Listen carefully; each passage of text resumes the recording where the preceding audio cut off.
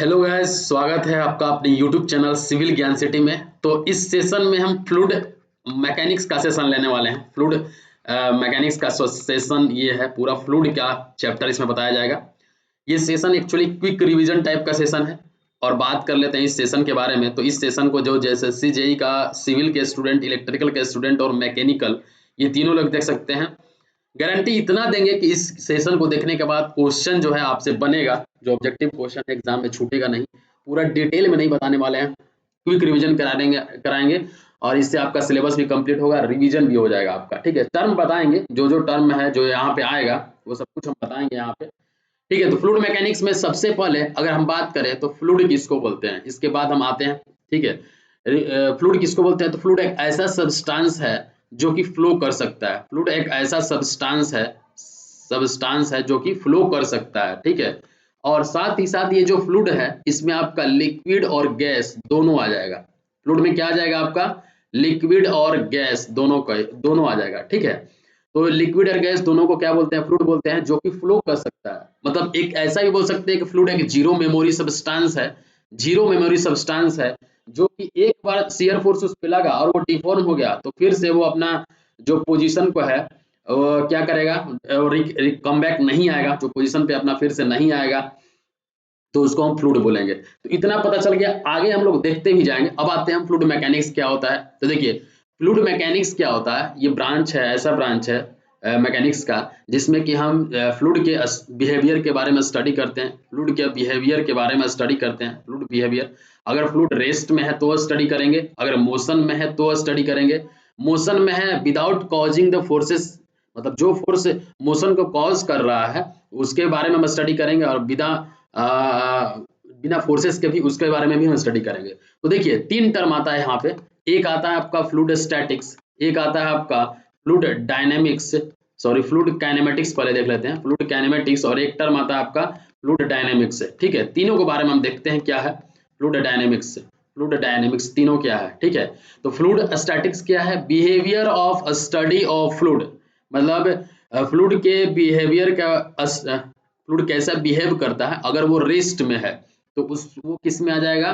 Fluid statics में आ जाएगा। इसमें आपका क्या क्या आ जाएगा? आपका आ जाएगा ओवरहेड टैंक, जो डिजाइन होता है ओवरहेड टैंक, देखे हैं जो पानी टंकी होता है, वो आपका फ्लूइड स्टैटिक्स में डिजाइन होगा। डिजाइन ऑफ डैम जो होता है वो भी आपका फ्लूइड स्टैटिक्स में आ जाएगा। अगर हम बात करें फ्लूइड काइनेमेटिक्स का, तो behaviour of study of fluid when the fluid is in a motion, तो उसको हम किस में रखेंगे? फ्लूइड काइनेमेटिक्स में रखेंगे। इसमें क्या क्या आ जाएगा आपका? देखिए, इसमें जो फोर्सेस, ये जो मोशन को कॉज कर रहा है ये कंसीडर नहीं होगा। फोर्सेस आर नॉट कंसीडर्ड, ये याद रखिएगा।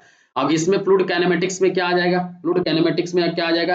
एग्जाम्पल का अगर बात करें तो वेलोसिटी आ जाएगा आपका, एक्सेलरेशन आ जाएगा, ठीक है, रेट ऑफ फ्लो आ जाएगा। इसका पीडीएफ भी हम अवेलेबल कराएंगे आप लोग को। रेट ऑफ फ्लो आ जाएगा, जो कि डिस्चार्ज होता है ड्यूरिंग पाइप फ्लो। ये सब किस में आ जाएगा? फ्लूइड काइनेमेटिक्स में आ जाएगा। हम बात कर लेते हैं फ्लूइड डायनेमिक्स का। तो फ्लूइड डायनेमिक्स क्या हो जाएगा? Behaviour of study of fluid, when the fluid is in a motion and the forces causing that motion are considered, इसमें हो जाएगा। ये किस में आ जाएगा? आपका फ्लूइड डायनेमिक्स में आ जाएगा। ठीक है, इतना समझ में आया। इसमें क्या एग्जांपल हो जाएगा? एग्जांपल हो जाएगा आपका टरबाइन में क्या होगा? मोशन भी हो रहा है, उस पे जो वो फोर्स लग रहा है उसके बारे में भी हम कंसिडर करते हैं। पंप, ये सब किस में आ जाएगा? फ्लूइड डायनेमिक्स के अंदर में आ जाएगा। तो इतना चीज समझ में आया आपको? इतना चीज आपको समझ में आ गया होगा। अब हम आगे बढ़ते हैं। आगे बढ़ने के बाद आपको क्या पता चलेगा? देखिए, टाइप्स ऑफ फ्लूइड के बारे में, पता चल गया। एक चीज समझिए कि फ्लूइड मैकेनिक्स में एक कंटिन्यूअम कंसेप्ट होता है। कंटिन्यूअम कंसेप्ट होता है। इसमें क्या होता है, जो कि पूरा फ्लूइड मैकेनिक्स को फॉलो करता है। ये कंटिन्यूअम कंसेप्ट क्या है कि कोई भी voids and no free spaces are present in the fluid system. No free space are present, ये हम मान के चलते हैं। ठीक है, ये हम मान के चलते हैं। अब ये कंटिन्यूअम कंसेप्ट फॉलो करता है फ्लूइड मैकेनिक्स। ये क्या है? मान लीजिए एक ग्लास आप पानी लीजिए, तो इसमें हम ये मानेंगे कि इस ग्लास के पानी में, इसमें बीच में कहीं वॉइड नहीं है, कोई भी फ्री स्पेस प्रेजेंट नहीं है। वही होता है आपका कंटिन्यूअम कंसेप्ट होता है। ठीक है, जो कि आपको ध्यान में रखना है। ठीक है, यहाँ तक क्लियर है। देखिए फ्लूइड जो है, फ्लूइड के बारे में हम ऑलरेडी बता दिए। देखिए ये जो कंटिन्यूम कंसेप्ट है, इसके लिए कंटिन्यूअस कंसेप्ट फॉलो हो रहा है कि नहीं हो रहा है, इसके लिए एक नंबर आता है जिसको बोलते हैं हम नुडसेन नंबर। जिसको क्या बोलते हैं हम? नुडसेन नंबर बोलते हैं। ठीक है, नुडसेन नंबर। इस ये क्या होता है, इसका ये जो रेशियो होता है mean free length divided by characteristic length of flow, characteristics length of flow, mean free length divided by characteristics length of flow. ठीक है, मतलब इसको हम लेमडा बाई एल से डिनोट करते हैं, नुडसेन नंबर। इससे ये पता चलेगा कि जो मेरा फ्लूइड है वो कंटिन्यूम कंसेप्ट को फॉलो कर रहा है कि नहीं कर रहा है। इसका पीडीएफ भी अवेलेबल करा रहे हैं। सेशन अच्छा लग रहा है तो लाइक करिए और शेयर कर दीजिए दबा के। ठीक है, अब देखिए क्वेश्चन, देखिए हम क्वेश्चन ओरिएंटेड बताते हैं कि अगर आपका क्वेश्चन ये जो पढ़ रहे हैं उससे आपको एग्जाम में फायदा होना चाहिए, नहीं तो फिर इतना ज्यादा पढ़ के कोई ज्यादा ज्ञान लेके कोई कुछ नहीं कर पाता है। ठीक है, क्वेश्चन बनना चाहिए, क्वेश्चन आपका एग्जाम में छूटना नहीं चाहिए। जितना का एग्जाम है, जितना नंबर का एग्जाम है उतना आना चाहिए आपका। मेरा ये थ्योरी रहता है कि फुल में फुल मार्क्स अचीव करना है। देखिए लेमडा बाई एल जो होता है वो लेस देन इक्वल्स टू 0.01 होता है। ये फॉर कंटिन्यूम कंसेप्ट। आप एग्जाम का प्रिपरेशन कर रहे हैं तो टाइम बर्बाद मत करिए अपना एक भी मिनट। ठीक है, लेमडा बाई एल जो होता है लेस देन इक्वल्स टू 0.01 होगा तो कंटिन्यूम कंसेप्ट को फॉलो करेगा। अगर ग्रेटर देन 0.01 होता है तो वो कंटिन्यूम कंसेप्ट को फॉलो नहीं करता है। एग्जाम में क्वेश्चन आ जाता है। नुडसेन नंबर क्या होता है? Mean free length divided by characteristics length of flow divide equals to lambda by L होता है। ठीक है, इतना तक क्लियर हो गया, इतना तक क्लियर हो गया। देखिए फ्लूइड जो होता है आपको हम पहले ही बता दिए कि लिक्विड और गैस दोनों होता है, लिक्विड और गैस दोनों होता है। फ्लूइड एक सब्सटेंस है जो कि डिफॉर्म करता है continuously under applied shear stresses. ठीक है, अब फ्लूइड के बारे में हम बात करें तो फ्लूइड के बारे में अगर हम बात करें तो इसके पास does not have tensile strength नहीं होता है इसमें, but it has compressive strength only, but it has compressive strength only when it is kept in a closed container, when it is kept in closed container। देखिए हम पहले ही बता दिए कि पूरा डिटेल नहीं बता रहे हैं, जिससे इतना एग्जाम में क्वेश्चन पूछेगा। क्योंकि रिवीजन टाइप का वीडियो है, शॉर्ट नोट्स टाइप का आपका ये वीडियो सेशन चल रहा है। ठीक है, केप्ट ए क्लोज्ड कंटेनर, लेकिन एक भी टॉपिक छूटेगा नहीं यहाँ पे, ये पूरा गारंटी है। ठीक है, तो यहां तक क्लियर हो गया आपका कि फ्लूइड के पास टेंसाइल स्ट्रेंथ नहीं होता है लेकिन कंप्रेसिव स्ट्रेंथ होगा अगर उसको हम क्लोज्ड कंटेनर में रखेंगे। देखिए एक स्पेशल पॉइंट है, आप एक चीज लिखिए कि जो सॉलिड होता है, ठीक है, सॉलिड्स जो होता है, सॉलिड आपका फ्लूइड नहीं है, सॉलिड जो होता है स्ट्रेस, सॉलिड्स में स्ट्रेस जो होता है वो प्रोपोर्शनल टू स्ट्रेन होता है। Stress is proportional to strain होता है, stress is proportional to strain होता है। बट इन फ्लूइड इस फ्लूइड में क्या होता है, स्ट्रेस जो होता है is proportional to strain rate होता है। ये एक बढ़िया सा कॉन्सेप्ट है, स्ट्रेन रेट। आप ध्यान रखिएगा कि जो स्ट्रेस प्रोपोर्शनल होता है वो स्ट्रेन रेट के प्रोपोर्शनल होता है। यहाँ तक आई थिंक आप लोगों को पूरा क्लियरली समझ में आ रहा होगा। देखिए यहाँ पे एक चीज ये देखिए कि न्यूटन जो होता है, फोर्स का यूनिट न्यूटन होता है, मतलब फोर्स का unit newton is equals to MA होता है। अगर हम बात करें तो मास का यूनिट किलोग्राम और आपका एक्सेलरेशन का यूनिट मीटर पर सेकेंड स्क्वायर होता है। तो आपका फोर्स का यूनिट क्या हो जाएगा, किलोग्राम मीटर पर सेकेंड स्क्वायर होता है। अगर आपसे पूछे डब्ल्यू इक्वल्स तो 1 किलोग्राम फोर्स होता है, मतलब 1 किलोग्राम और 1 kilogram force equals to 9.81 metre पर सेकेंड स्क्वायर। मतलब mg आप देखते हैं ना, mg होता है तो g का वैल्यू हम यहाँ पे 9.81 मीटर पर सेकंड स्क्वायर लिख दिए और km का वैल्यू kg में लिख दिए तो 9.81 किलोग्राम मीटर पर सेकंड स्क्वायर। और ये जो किलोग्राम मीटर पर सेकंड स्क्वायर होता है इसको हम न्यूटन बोलते हैं। तो ध्यान रखिएगा W इक्वल्स टू 9.81 न्यूटन होता है। ठीक है, कैसे आया, W equals mg, m equals to 1 kg अगर ले लेते हैं और g का वैल्यू 9.81 मीटर पर सेकंड स्क्वायर ले लेते हैं तो 9.81 किलोग्राम मीटर पर सेकंड स्क्वायर और किलोग्राम मीटर पर second square equals to newton होता है तो 9.81 न्यूटन आ जाएगा। ठीक है, बेसिक्स कॉन्सेप्ट पहले हम सीखेंगे। देखिए ये एक कंटेनर है, ये एक कंटेनर है फ्लूइड का, इसमें आपका पानी भरा हुआ है, इसमें पानी भरा हुआ है, इसमें पानी भरा हुआ है, और ये पूरा जो हाइट है इस कंटेनर का वो आपका क्या है, कैपिटल एच है, और ये जो पानी का हाइट है वो आपका स्मॉल एच है। अगर आपसे इसमें कोई पूछ दे कि वॉल्यूम ऑफ कंटेनर क्या होगा, वॉल्यूम ऑफ कंटेनर सिलेंड्रिकल है, एक्चुअली ये सिलेंड्रिकल है, सिलेंड्रिकल है, इसका हम आगे का व्यू बनाए हैं, सिलेंड्रिकल इस तरह से आपको रहेगा, सिलेंडर रहेगा, इसका हम सिर्फ फ्रंट व्यू बना है, ये वाला पोर्शन का हम बना दिए इस तरह से। तो इसका अगर आपसे पूछ दे कि वॉल्यूम ऑफ कंटेनर कितना होगा, वॉल्यूम ऑफ कंटेनर कितना होगा, जल्दी से जल्दी इसका आंसर बता दीजिए। इसके बाद अगर कोई आपसे पूछ दे कि वॉल्यूम ऑफ फ्लूइड कितना होगा, वॉल्यूम ऑफ फ्लूइड, सेशन अगर शानदार लग रहा है तो लाइक जरूर करिए, बिना लाइक का काम नहीं चलेगा, ठीक है, और शेयर भी करिए।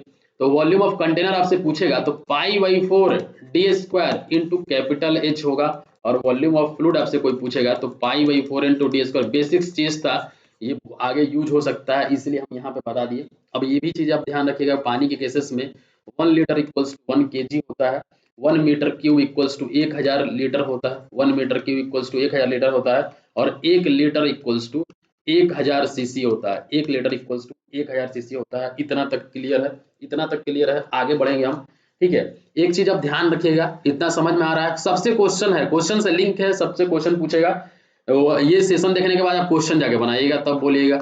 वॉल्यूम वॉल्यूमेट्रिक अगर हम बात करें, वॉल्यूमेट्रिक रेट ऑफ फ्लो का अगर हम बात करते हैं, वॉल्यूमेट्रिक रेट ऑफ फ्लो का अगर हम बात करते हैं तो इसका फॉर्मूला होता है वॉल्यूम ऑफ फ्लो, कितना वॉल्यूम फ्लो कर रहा है पानी डिवाइडेड बाई टाइम, वो क्या हो जाएगा, वॉल्यूमेट्रिक रेट ऑफ फ्लो हो जाएगा, वॉल्यूमेट्रिक रेट ऑफ फ्लो हो जाएगा, ठीक है। मतलब इसको v/t लिख सकते हैं, देखिए v/t लिख सकते हैं, मतलब area equal Q equals to क्या होता है, डिस्चार्ज इक्वल्स टू, सबके बारे में आगे भी बताने वाले हैं, पहले आप एरिया इनटू वेलोसिटी होता है, एरिया इनटू वेलोसिटी होता है, अगर आप एरिया इनटू क्या लिख सकते हैं यहाँ पे, लेंथ डिवाइडेड बाई टाइम भी लिख सकते हैं, मतलब ये इसको भी हम क्या लिख सकते हैं, v/t लिख सकते हैं, ठीक है, एरिया इनटू लेंथ, सॉरी ये आप इस तरह से आ सकते हैं, इसमें इस तरह से आ सकते हैं। देखिए वॉल्यूमेट्रिक रेट ऑफ फ्लो जो है, वॉल्यूमेट्रिक रेट ऑफ फ्लो जो है ये क्या होता है, क्यू होता है, डिस्चार्ज होता है, डिस्चार्ज इक्वल्स टू, अब ये वॉल्यूम बाई टाइम यहाँ से निकल गया मेरा, वॉल्यूम बाई टाइम, कितना वॉल्यूम ऑफ फ्लो पास किया है पर यूनिट टाइम, तो वॉल्यूम इक्वल्स टू क्या होता है, एरिया इनटू लेंथ होता है डिवाइडेड बाई टाइम, तो area into length divided by time को हम क्या लिख सकते हैं, वेलोसिटी लिख सकते हैं, तो एरिया इनटू वेलोसिटी निकल गया, मतलब डिस्चार्ज जो हो जाएगा आपका वो क्या निकल जाएगा, एरिया इनटू वेलोसिटी निकल जाएगा। अब हम बात कर लेते हैं यूनिट क्या होता है डिस्चार्ज का, डिस्चार्ज का यूनिट का अगर हम बात करें तो मीटर क्यूब पर सेकेंड होता है, जिसको कि हम क्यूमेक भी बोलते हैं, क्यूमेक भी बोलते हैं। अगर इसका फीट क्यूब पर सेकेंड में देखिएगा तो फीट क्यूब पर सेकेंड होगा, इसको हम क्या बोलते हैं, क्यूसेक बोलते हैं, ठीक है। एक टर्म आता है टीएमसी, टीएमसी का मतलब क्या होता है, thousand, thousand million cubic feet, thousand million cubic feet, इसका मतलब क्या होता है 1000 मिलियन का मतलब 10⁶ फीट क्यूब, फीट क्यूब लिख सकते हैं यहाँ पे, तो 10⁹ हो जाएगा, ये 3 और ये 6, 10⁹ हो जाएगा। एक फीट बराबर कितना होता है, 0.304 मीटर क्यूब होता है, तो यहाँ पे क्या आ जाएगा, मीटर क्यूब हो जाएगा, ये क्यूब हो जाएगा, ठीक है, तो 1.304 हो जाएगा। ये चीज आप ध्यान रखिएगा, इसको आप कैलकुलेट कर लीजिएगा। इस तरह से क्या होता है, ये बेसिक्स चीज है जो कि आपको जानना जरूरी है। अब हम बात कर लेते हैं मास फ्लो रेट का, वो तो हम volume flow rate, volumetric flow देखे थे।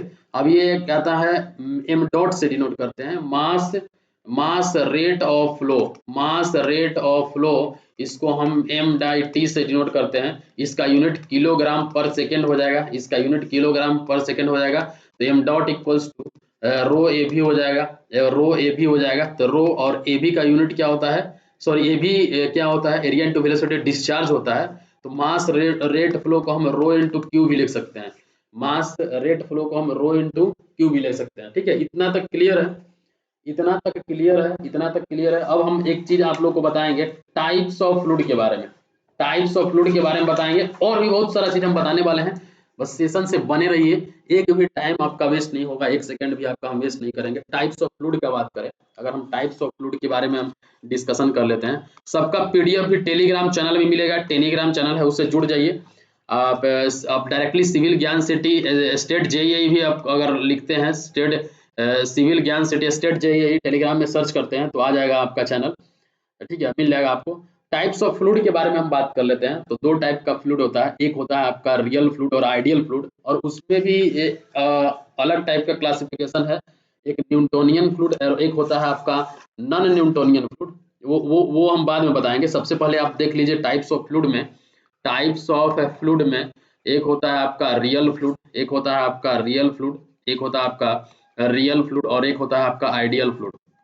रियल फ्लूइड के बारे में बात कर लेते हैं। तो जो फ्लूइड आइडियल नहीं होगा, जो फ्लूइड जो है वो आइडियल नहीं होगा, वो क्या है, रियल है। मतलब आइडियल फ्लूइड तो एक्चुअली एग्जिस्ट ही नहीं करता है। आइडियल फ्लूइड जो है वो एक तरह से एग्जिस्ट ही नहीं करता है, ठीक है। तो सो प्रैक्टिकली ऑल फ्लूइड अगर देखा जाए कि जितना भी फ्लूइड है, सारा फ्लूइड जो है, जैसे कि पानी हो गया, क्या है, एक तरह का फ्लूइड है, सभी तरह का फ्लूइड, पानी हो गया, ये हो गया, चाहे केरोसिन हो गया, जितना भी फ्लूइड है, जितना भी लिक्विड और गैस है, सब रियल फ्लूइड है, सब क्या है, रियल फ्लूइड है। आइडियल एग्जिस्ट नहीं करता है। आइडियल फ्लूइड में अगर हम बात कर लेते हैं, आइडियल फ्लूइड में अगर हम बात कर लेते हैं, तो आइडियल फ्लूइड जो है जनरली एग्जिस्ट नहीं करता है, ठीक है। यहाँ पे जो आइडियल फ्लूइड का बल्क मॉडुलस जो होता है वो इनफाइनाइट होता है। बल्क मॉडुलस के हम बताए हुए हैं ऑलरेडी। ये क्या होगा, इनकम्प्रेसिबल होगा, इनकम्प्रेसिबल होगा, इनकम्प्रेसिबल होगा, and do not have a viscosity, zero होता है इसमें, विस्कोसिटी जीरो होता है।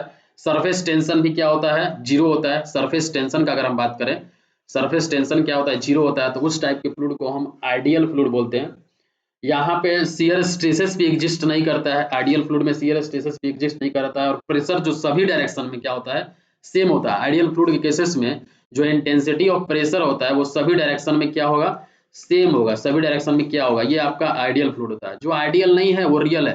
प्रैक्टिकली देखा जाए तो कोई भी फ्लूइड जो है वो आइडियल नहीं है, ठीक है। इतना तक समझ में आ गया, इतना तक समझ में आ गया। अभी हम आने वाले हैं न्यूटोनियन और नॉन न्यूटोनियन में भी। उससे पहले हम कुछ टर्म बताएंगे, बेसिक टर्म, जिससे कि एग्जाम में क्वेश्चन पूछता है, ठीक है। अब आते हैं मास डेंसिटी और स्पेसिफिक मास। मास डेंसिटी और स्पेसिफिक मास का अगर हम बात कर लेते हैं, मास डेंसिटी और स्पेसिफिक मास का, तो सिंपली जो डेंसिटी होता है वही होता है मास डेंसिटी और specific mass. Density equals to क्या होता है, मास बाई वॉल्यूम होता है। इसको हम कैसे मेजर करते हैं, किलोग्राम मीटर क्यूब में मेजर करते हैं। अगर आपसे कोई पूछ दे कि एयर का डेंसिटी क्या होता है, कोई पूछ दे आपसे कि वाटर का डेंसिटी क्या होता है, कोई पूछ दे आपसे कि मरकरी का डेंसिटी क्या होता है, तीनों का डेंसिटी आपको पता है तो आंसर बता दीजिए, कमेंट में आंसर बताइए, तीनों का अगर डेंसिटी पता है, ठीक है। बट से इसका तो देखिए, जो एयर का डेंसिटी होता है वो 1.2 किलोग्राम पर मीटर क्यूब होता है। वाटर का 1000 केजी पर मीटर क्यूब होता है, ठीक है। और आपका मरकरी का हम बात करें तो 13600 केजी पर मीटर क्यूब होता है आपका मरकरी का डेंसिटी। इतना दूर तक क्लियर हो गया, इतना दूर तक क्लियर होगा, ठीक है। अब देखिए यहाँ पे एक चीज यहाँ पे समझिए कि अगर जो रिलेटिव डेंसिटी है, अगर रिलेटिव डेंसिटी है लेस देन 1 है, लेस देन 1 है, रिलेटिव डेंसिटी क्या होता है, रिलेटिव डेंसिटी क्या होता है, density of any unknown fluid, density of any unknown divided by density of water, standard fluid, density of water, तो उसको हम रिलेटिव डेंसिटी और स्पेसिफिक ग्रेविटी भी बोलते हैं, ठीक है। इसको क्या बोलते हैं, स्पेसिफिक ग्रेविटी और रिलेटिव। देखिए यहाँ पे लिख लीजिए आप, specific gravity, specific gravity, specific gravity और रिलेटिव डेंसिटी, और रिलेटिव डेंसिटी, और रिलेटिव डेंसिटी। इसका कंसेप्ट क्या है, इसको हम जी से या फिर सिग्मा से डिनोट करते हैं, या फिर जी से डिनोट करेंगे। तो जी इक्वल्स टू क्या होगा, डेंसिटी ऑफ फ्लूइड स्टैंड, जो जिस फ्लूइड का निकालना है specific gravity unknown fluid, divided by density of water, वो हो जाएगा आपका क्या, ये क्या हो जाएगा आपका स्पेसिफिक ग्रेविटी हो जाएगा। इसका यूनिट क्या होगा, इसका भी यूनिट किलोग्राम पर मीटर क्यूब, इसका भी यूनिट किलोग्राम पर मीटर क्यूब, ये दोनों कैंसिल होगा तो यूनिट क्या हो जाएगा, नो यूनिट, यूनिट कुछ भी नहीं होगा इसका, ठीक है। यूनिट जो है इसका कुछ भी नहीं होगा, तो नो यूनिट हो जाएगा इसका आंसर। तो स्पेसिफिक ग्रेविटी अगर आपसे कोई पूछ दे कि वाटर का स्पेसिफिक ग्रेविटी कितना होगा, तो वाटर का स्पेसिफिक ग्रेविटी कितना होगा, 1 होगा। आपसे पूछ दे कोई मरकरी का स्पेसिफिक ग्रेविटी कितना होगा, Hg का अगर आप पूछ दे कि स्पेसिफिक ग्रेविटी कितना होगा, तो स्पेसिफिक ग्रेविटी ऑफ फ्लूइड मतलब 13600 divided by specific gravity of standard liquid मतलब वाटर, तो 1000 से हम करेंगे डिवाइड तो 13.6 आ जाएगा, तो इसका स्पेसिफिक ग्रेविटी 13.6 होगा।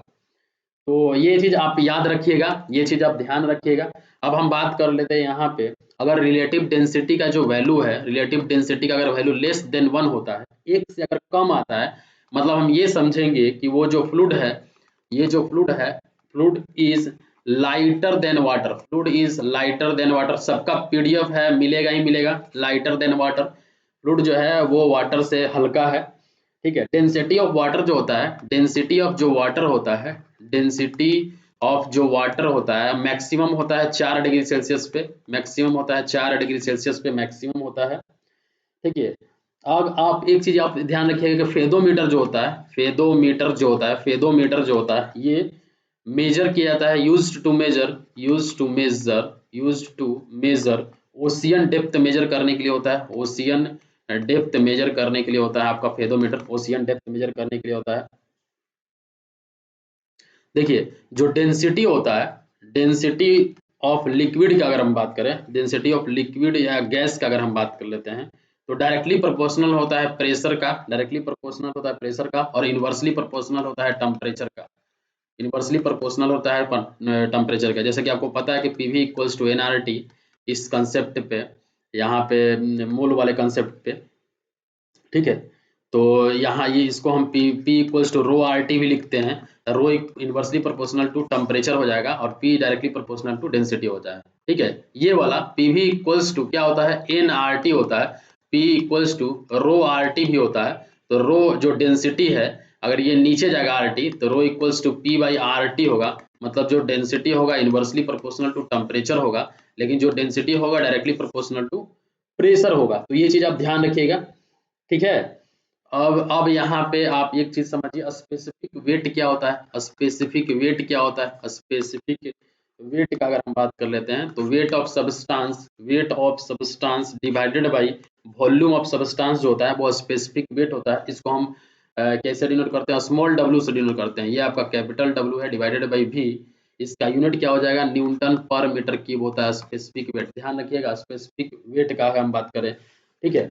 और ठीक है, इतना तक समझ में आ गया, इतना तक। स्पेसिफिक वॉल्यूम क्या हो जाएगा, स्पेसिफिक वॉल्यूम क्या हो जाएगा, स्पेसिफिक वॉल्यूम क्या हो जाएगा, स्पेसिफिक वॉल्यूम क्या हो जाएगा, स्पेसिफिक वॉल्यूम जो हो जाएगा आपका स्मॉल वी से डिनोट करेंगे। ये क्या हो गया, वॉल्यूम डिवाइडेड बाई मास होता है, ठीक है। स्पेसिफिक वॉल्यूम जो होता है वो वॉल्यूम डिवाइडेड बाई मास होता है, इसको 1 बाई डेंसिटी भी लिखते हैं, मतलब specific volume equals to 1 by rho भी लिखते हैं, इसका 1 बाई रो भी होता है, ठीक है। इतना तक क्लियर है, इतना दूर तक क्लियर है सब कुछ, ठीक है। इतना तक क्लियर है सभी, सारा चीज इतना तक क्लियर हो गया आप लोगों का। अब देखिए कुछ टर्म के बारे में, कुछ रिलेशन के बारे में हम बताएंगे आपको, यहाँ पे कुछ टर्म कुछ रिलेशन के बारे में बताएंगे, स्पेशल कुछ पॉइंट है। जैसे कि 1 मिली बार इक्वल्स टू 1 मिली बार जो प्रेशर होता है, 1 मिली बार जो प्रेशर होता है वो 10 टू द पावर -3 बार के इक्वल होता है। 1 मिली बार जो प्रेशर होता है वो 10 टू द पावर -3 बार के इक्वल होता है, ठीक है। और हम बात करें यहाँ पे जो वन स्टैंड प्रेशर होता है, जो एक वो वन स्टैंडर्ड एटमॉस्फेरिक प्रेशर जो होता है, वन स्टैंडर्ड एटमॉस्फेरिक प्रेशर जो होता है, वन स्टैंडर्ड एटमॉस्फेरिक प्रेशर जो होता है, ठीक है। वन स्टैंडर्ड एटमॉस्फेरिक जो प्रेशर होता है वो 1.02 kg पर cm स्क्वायर के बराबर होता है, या फिर हम इसको लिख सकते हैं 1.013 बार लिख सकते हैं। इसको हम 760 mm ऑफ Hg भी लिख सकते हैं। मरकरी का जो 760 mm हाइट का जो प्रेशर लगेगा, 760 mm हाइट तक आप मरकरी रख देते हैं, मरकरी एक लिक्विड फॉर्म में आता है, ठीक है। 760 में, और नीचे का जो प्रेशर होगा वो आपका एक 1 एटमॉस्फेरिक स्टैंडर्ड एटमॉस्फेरिक प्रेशर के बराबर होगा। इसको हम और भी तरीका से लिख सकते हैं, 101.325 किलो पास्कल भी लिख सकते हैं। इसको हम और भी लिख सकते हैं 10.3 मीटर ऑफ वाटर हेड भी लिख सकते हैं प्रेशर, 1 एटमॉस्फेरिक प्रेशर को, ठीक है। तो ये चीज आप ध्यान रखिएगा, ये चीज आप ध्यान रखिएगा इसका। अब आते हैं हम, अब आते हैं हम यहाँ पे नेक्स्ट पॉइंट में। 1 millibar equals to 1 millibar equals to आपको पता चल गया 10 टू द पावर -3 बार होता है, 10 टू द पावर -3 बार होता है, मतलब 100 न्यूटन पर मीटर स्क्वायर भी लिख सकते हैं, 100 न्यूटन पर मीटर स्क्वायर भी लिख सकते हैं। 1 mm ऑफ Hg का अगर हम बात करें, 1 mm ऑफ Hg का अगर हम बात कर लेते हैं, 1 mm ऑफ अगर मरकरी का बात कर लेते हैं हम यहाँ पे, तो 10 to the power -3, 10 to the power -3 metre of Hg हो जाएगा, 10 to the power -3 metre of Hg हो जाएगा। इसको हम क्या लिख सकते हैं, 10 to the power 3 -3 into 13.6 metre of water भी लिख सकते हैं हम, 13.6 मीटर ऑफ वाटर भी लिख सकते हैं, मतलब 10⁻³ इंटू 13.6 इंटू 9810 न्यूटन पर मीटर स्क्वायर, ये भी लिख सकते हैं हम। इसका पूरा वैल्यू निकालिएगा तो 133.42 न्यूटन पर मीटर स्क्वायर, मतलब 1 mm ऑफ जो मरकरी होता है वो इतना प्रेशर लगाता है, था 133.42 न्यूटन पर एम स्क्वायर प्रेशर लगाता है। ठीक है, तो ये क्लियर है। अब एक टर्म यहाँ पे समझिए कि 1 न्यूटन पर M square equals to 10⁶ newton पर मीटर स्क्वायर होता है। 10⁻, कैसे होता है, 1 newton divided by M square है, तो 10⁻³ का होल स्क्वायर मीटर स्क्वायर हो जाएगा, तो 10⁻³ 10⁻6 हो जाएगा, ऊपर जाएगा तो 10⁻6 हो जाएगा। तो ये चीज आप याद रखिएगा। 1 किलोग्राम फोर्स पर सेंटीमीटर कोई आपसे पूछ देता है क्या होता है, तो 1 किलोग्राम इक्वल्स टू 9.81 न्यूटन हो जाएगा, और 1 kilogram force equals to 9.81 newton, और सेंटीमीटर स्क्वायर को हम लिख सकते हैं यहाँ पे 10⁻⁴ मीटर स्क्वायर, तो इसका वैल्यू आ जाएगा 98.1 सॉरी 98.1 98.1 इंटू 10⁻³ न्यूटन पर मीटर स्क्वायर इसका आंसर हो जाएगा। देखिए, तो इतना तक क्लियर है, इतना तक क्लियर है। ठीक है, यहाँ तक क्लियर है। अब आते हैं हम यहाँ पे एक टर्म समझते हैं, यहाँ पे न्यूटन्स लॉ ऑफ विस्कोसिटी। अब एक टर्म समझते हैं हम, Newton's law of viscosity. Newton's law of viscosity के बारे में हम देखते हैं, न्यूटन्स लॉ ऑफ विस्कोसिटी के बारे में देखते हैं। फिर से हम प्रेशर के बारे में आएंगे, प्रेशर में भी बहुत सारा प्रेशर है, वेपर प्रेशर, कैविटेशन कैसे होता है, इससे पहले हम पढ़ते हैं न्यूटन्स लॉ ऑफ विस्कोसिटी। ठीक है, तो देखिए न्यूटन्स लॉ ऑफ विस्कोसिटी क्या बोलता है। न्यूटन्स लॉ ऑफ विस्कोसिटी क्या बोलता है कि जो शियर स्ट्रेस होता है वो डायरेक्टली प्रोपोर्शनल होता है रेट ऑफ शियर स्ट्रेन के, रेट ऑफ शियर स्ट्रेन के, सॉरी, जो शियर स्ट्रेस होता है वो आपका रेट ऑफ शियर स्ट्रेन के डायरेक्टली प्रोपोर्शनल होता है। ठीक है, और इसको हम एंगुलर डिफॉर्मेशन भी बोल सकते हैं, इसको हम क्या बोल सकते हैं, एंगुलर डिफॉर्मेशन भी बोल सकते हैं। मतलब टाउ जो होगा वो directly proportional to dv by dy होगा, मतलब हम ये प्रोपोर्शनलिटी आप हटाते हैं तो tau equals to mu DV by dy होता है। ठीक है, Newton's law of viscosity, according to Newton's law of viscosity rate of shear जो शियर स्ट्रेस होगा वो रेट ऑफ शियर स्ट्रेन और एंगुलर डिफॉर्मेशन के बराबर होगा, मतलब tau equals to mu DV by D y. ये जो डीवी बाई डी वाई है, ये जो डीवी बाई डी वाई है, ये आपका क्या है, वेलोसिटी ग्रेडियंट है। क्या है आपका, वेलोसिटी ग्रेडियंट है। ठीक है, और म्यू आपका क्या है, डायनेमिक विस्कोसिटी है, ये कांस्टेंट है जो कि डायनेमिक विस्कोसिटी है। इसका यूनिट क्या हो जाएगा, अभी सब हम डिस्कस करेंगे यहाँ पे। ठीक है, ये सब कुछ हम डिस्कस करने वाले हैं। मतलब न्यूटन्स लॉ ऑफ विस्कोसिटी क्या हो गया, shear stress directly proportional to shear strain, ये आपका हो गया न्यूटन्स लॉ ऑफ विस्कोसिटी हो गया। ठीक है, और ये जैसे पानी फ्लो कर रहा है, पानी फ्लो कर रहा है तो उसमें जो शियर स्ट्रेस लगेगा, जो उसके सरफेस के ऊपर में जो शियर स्ट्रेस लगेगा वो रेट ऑफ शियर स्ट्रेन के डायरेक्टली प्रोपोर्शनल होगा, और ये जो हो गया आपका विस्कोसिटी हो गया। अब आप समझिए कि विस्कोसिटी क्या होता है। अब आप पहले तो सॉरी पहले आप ये देख लीजिए, tau equals to mu DV by D Y लिखे, tau mu DV by D Y लिखे, टाउ इक्वल्स टू क्या हो जाएगा, फोर्स डिवाइडेड बाई एरिया, तो force by A equals to mu V by Y, इससे भी हम निकाल सकते हैं। अब देखिए यहाँ पे जो यूनिट होगा, यूनिट का अगर हम बात करें तो स्ट्रेस का यूनिट तो न्यूटन पर मीटर स्क्वायर होता है, इसमें कोई भी दिक्कत नहीं है, चाहे किसी भी टाइप का स्ट्रेस हो उसका यूनिट जो होगा वो क्या होगा, न्यूटन पर मीटर स्क्वायर होगा। अगर हम बात करें म्यू का यूनिट का, म्यू का यूनिट का बात करें तो म्यू का यूनिट न्यूटन सेकेंड पर मीटर स्क्वायर होता है, और इसको और भी तरीका से लिख सकते हैं, पास्कल सेकेंड भी ले सकते हैं। ये आपका यूनिट हो गया म्यू का यूनिट हो गया, यूनिट ऑफ म्यू का अगर हम बात करें डायनेमिक विस्कोसिटी। ठीक है, आज यूनिट का अगर हम सीजीएस में बात करें, सीजीएस में अगर हम बात करें तो न्यूटन के क्या होता है, सीजीएस में डाइन होता है, और सेकेंड का सेकेंड होता है, मीटर का सेंटीमीटर स्क्वायर होता है, तो इसका जो यूनिट होगा वो क्या होता है, पॉइज होता है, POISE पॉइज होता है। सीजीएस में अगर आपसे कोई डायनेमिक विस्कोसिटी जो म्यू होता है उसका यूनिट पूछ दे तो पॉइज बोलिएगा।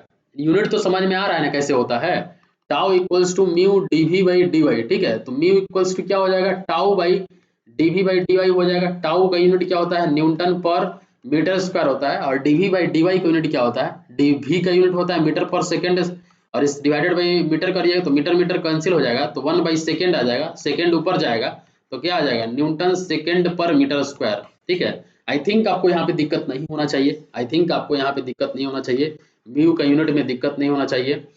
Tau by dv by dy लिख दिए, tau by dv by dy लिख दिए, टाउ का यूनिट न्यूटन पर मीटर स्क्वायर, भी का यूनिट क्या हो जाएगा, मीटर पर सेकेंड डिवाइडेड बाई मीटर, तो ये मीटर मीटर कैंसिल हो जाएगा, न्यूटन पर metre square into second divided by 1, तो मतलब क्या आ जाएगा, newton second by metre square आ जाएगा, मतलब पास्कल सेकेंड आ जाएगा, पास्कल सेकेंड यूनिट हो जाएगा काइनेमेटिक विस्कोसिटी का। अब देखिए जो 1 पॉइज होता है, ये 1 पॉइज जो होता है वो 0.1 न्यूटन सेकेंड पर मीटर स्क्वायर होता है, मतलब 0.1 पास्कल सेकेंड होगा, मतलब 10⁻⁻1 इंटू पास्कल सेकेंड का जो यूनिट होगा वो हो जाएगा 1 पॉइज इक्वल्स टू। तो ये चीज आप ध्यान रखिएगा। टाउ इक्वल्स टू हम क्या लिख सकते हैं, फोर्स इंटू डिस्टेंस भी लिखते हैं, sorry movement equals to force into distance हो गया, टाउ इक्वल्स टू तो फोर्स बाई एरिया हो जाएगा। ठीक है, यहां तक क्लियर है, यहां तक सभी लोगों का क्लियर है कि न्यूटन्स लॉ ऑफ विस्कोसिटी क्या होता है। ठीक है, अब देखिए यहाँ पे जो विस्कोसिटी ऑफ वाटर होता है, पहले आप ये समझिए कि विस्कोसिटी क्या होता है। पानी फ्लो करते हुए देखे हैं, एक जगह वाटर लीजिए और उसको सरफेस पे आप गिरा दीजिए तो पानी इस तरह से फ्लो कर देगा। ठीक है, इसके बाद आप कोई दूसरा फ्लूइड ले लीजिए जो थोड़ा सा गाढ़ा है उससे। ठीक है, सपोज दैट अगर हम बात कर लेते हैं यहाँ पे और दूसरा फ्लूइड के बारे में, जो पेस्ट आप टूथपेस्ट यूज करते हैं ना, टूथपेस्ट यूज करते हैं ना आप, वो ले लीजिए, वो आप जमीन पे रखिए तो जमीन पे क्या होगा, एक जगह ही सट जाएगा जाके। एक जगह आप ये जो टूथपेस्ट लेते हैं वो ले लीजिए, एक आप ले लीजिए घी, घी देखे हैं ना, घी जो घरों में घी यूज करते हैं, वो पूरा काढ़ा जो होता है, मतलब पूरा जो जमा होता है वो वाला नहीं, हल्का सा जो ढीला टाइप का रहेगा। ठीक है, वो वाला घी आप जमीन पे रख दीजिए, वो भी क्या होगा, धीरे धीरे धीरे धीरे धीरे जो होगा वो सरफेस पे फ्लो करेगा। मतलब सबसे ज्यादा जो होता है वाटर फ्लो कर जाएगा तुरंत, जैसे ही वाटर तुरंत फ्लो कर जाएगा, मतलब आप समझिएगा उसका विस्कोसिटी जो है, उसका विस्कोसिटी क्या है, कम है।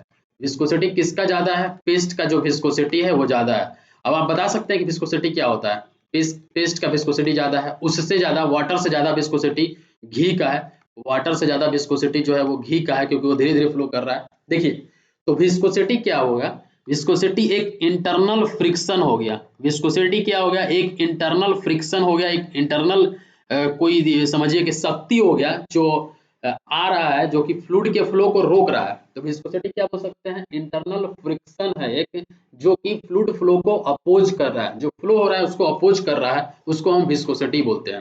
ठीक है, तो विस्कोसिटी आई थिंक आपको बढ़िया से समझ में आ गया होगा। अगर हम बात कर लेते हैं वाटर का विस्कोसिटी का, वाटर का अगर हम विस्कोसिटी का बात करें तो वाटर का विस्कोसिटी कितना होता है, 0.001 होता है। उसी तरह अगर हम बात कर लेते हैं एयर का विस्कोसिटी, तो एयर का विस्कोसिटी कितना होता है, 18 इंटू 10⁻⁻6 होता है। एयर का विस्कोसिटी के बारे में अगर बात कर लेते हैं, ठीक है, viscosity of water, viscosity of water at 20 degree Celsius, at 20 degree Celsius is 1/100 poise होता है। ठीक है, 1/100 पॉइज, और इसको हम लोग 1 सेंटी पॉइज भी बोल सकते हैं, इसको हम लोग 1 सेंटी पॉइज भी बोल सकते हैं। ठीक है, क्लियर है, क्लियर है यहाँ तक क्लियर है सभी लोग, यहाँ तक क्लियर है।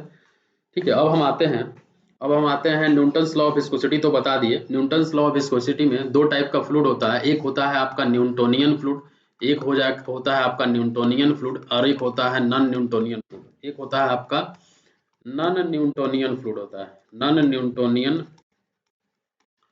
फ्लूइड होता है। ठीक है, तो देखिए न्यूटोनियन फ्लूइड वैसा फ्लूइड होता है जो न्यूटन्स लॉ ऑफ विस्कोसिटी को फॉलो करता है, उस फ्लूइड को हम बोलते हैं न्यूटोनियन फ्लूइड। मतलब जो tau equals to mu DV by dy है, इसको फॉलो करेगा, उसको हम बोलेंगे न्यूटोनियन फ्लूइड।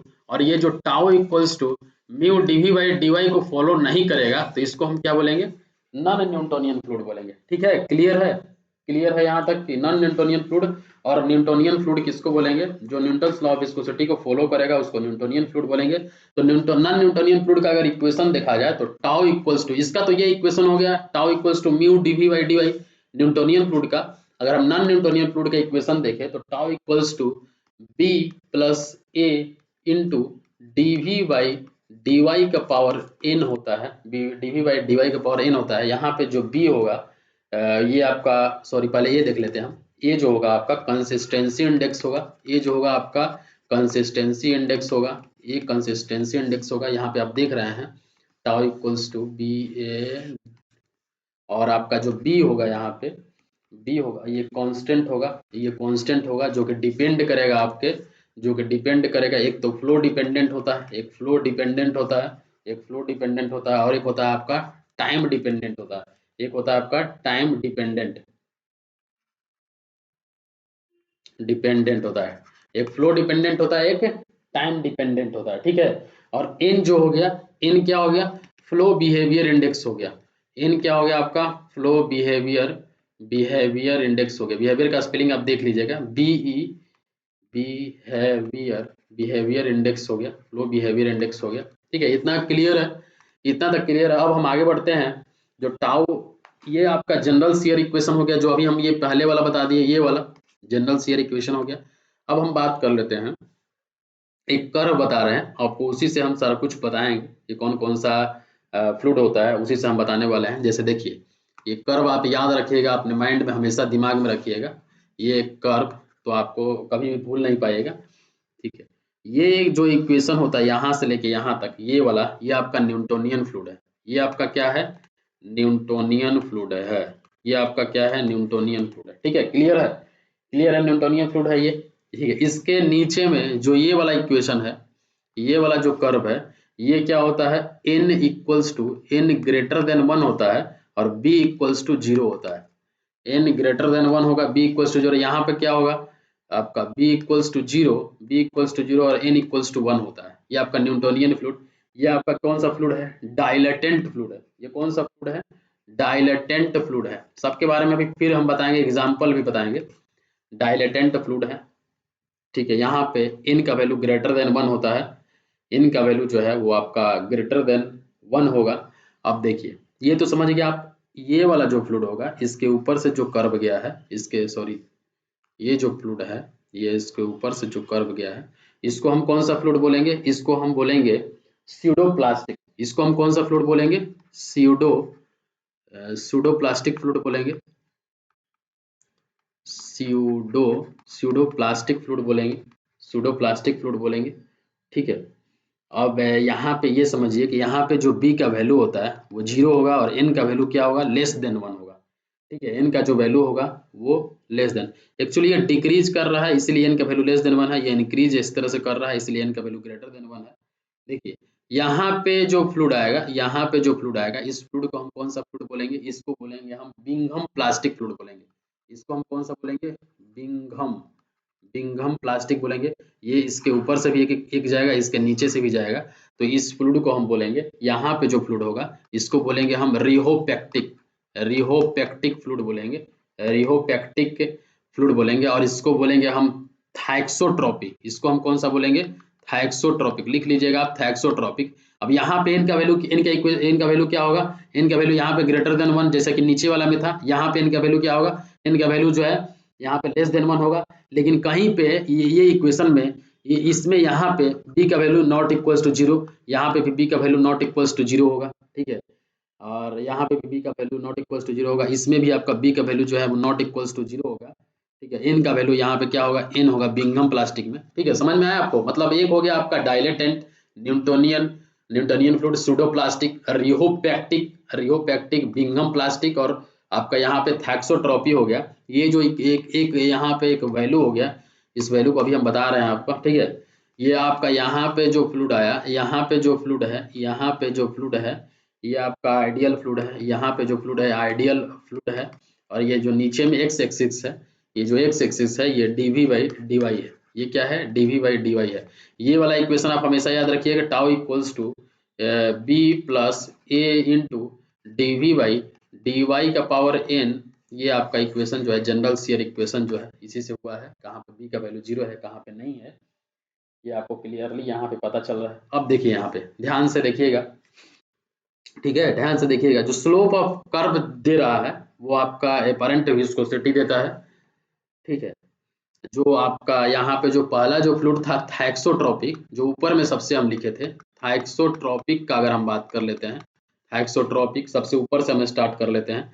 तो थाइक्सोट्रोपिक के बाद बिंघम प्लास्टिक, बिंघम प्लास्टिक के बारे में बात कर लेते हैं। इसके बाद बिंघम प्लास्टिक के बाद रिहोपैक्टिक था, रिहोपैक्टिक फ्लूइड था। इसके बाद आपका रिहोपैक्टिक के बाद आपका सूडोप्लास्टिक, देखिए ऊपर से हम चल रहे हैं, सूडोप्लास्टिक रिहोपैक्टिक के बाद सूडोप्लास्टिक के बाद क्या है आपका न्यूटोनियन, हटा देते हैं क्योंकि हम सिर्फ नॉन न्यूटोनियन के बारे में बात कर देते हैं। डाइलेटेंट ये आपका फ्लूइड हो गया, ये आपका फ्लूइड हो गया आप, ठीक है। यहाँ पे जो n का वैल्यू होता है लेस देन 1 होगा, यहाँ पे n का वैल्यू इक्वल्स टू 1 होगा, यहाँ पे रिहोपैक्टिक में n का वैल्यू ग्रेटर देन 1 होगा, इसमें फिर से n का वैल्यू लेस देन 1 होगा, इसमें फिर से n का वैल्यू क्या होगा, ग्रेटर देन 1 होगा। इसमें b नॉट इक्वल्स टू 0, इसमें भी b नॉट इक्वल्स टू 0, इसमें भी b नॉट इक्वल्स टू 0, इसमें b इक्वल्स टू 0 हो जाएगा, इसमें भी b इक्वल्स टू 0 हो जाएगा।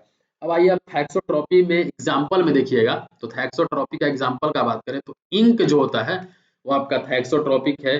केचप जो हम लोग यूज करते हैं, केचप, ठीक है, केचप जो होता है वो क्या होता है, थाइक्सोट्रॉपी होता है। केचप का अगर हम बात करें तो थाइक्सोट्रॉपी होता है। इसके बाद हम बात कर लेते हैं इनामल्स जो होता है, इनामल्स जो होता है वो आपका क्या होता है, थाइक्सोट्रॉपिक होता है।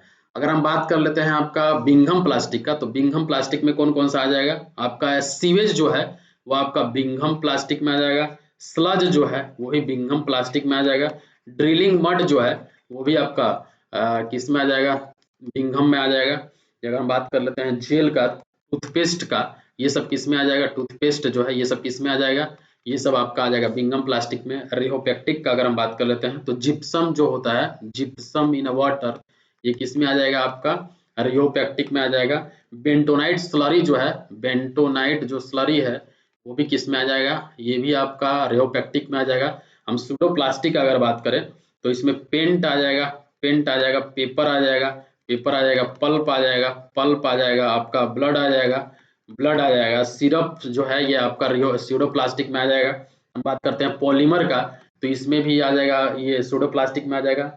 लिपस्टिक जो है वो भी सूडोप्लास्टिक में आ जाएगा, लिपस्टिक। नेल पेंट जो है वो भी क्या आ जाएगा, नेल पेंट जो है ये भी आपका सूडोप्लास्टिक में आ जाएगा।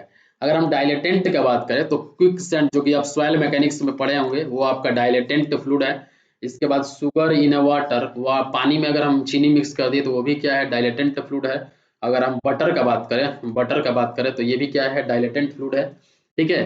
तो ये आप जो एग्जाम्पल है, ये जितना भी एग्जाम्पल्स बताए हैं अभी सब बहुत इंपॉर्टेंट एग्जाम्पल है, एग्जाम्पल आपको ध्यान रखना होगा, ठीक है।